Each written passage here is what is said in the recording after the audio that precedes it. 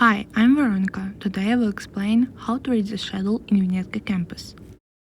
So, what does the first number of the room number mean? Winnetka Campus has 4 floors and a basement. The first number of the room number matches with the floor number. For example, if room number is 428, this means that this room is on the first floor. What does the letters before the room number mean? There are 3 parts of the school: West Building, Old Building, and East Building. If you see E before the room number, this means East Building. The East Building has a new gym.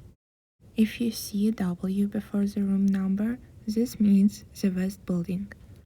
The West Building has a library and a cafeteria. If there is no letter before the room number, this means that your class is in the middle of the school. The middle of the school is the old part of the building. It is sometimes called the Tower Building.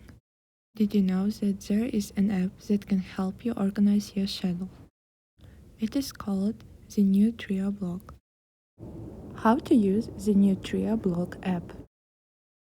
First, go to the app. Then click on the icon of the person. After, you will see this, click Yes, enter schedule. Then enter your schedule for blue, green, and anchor days.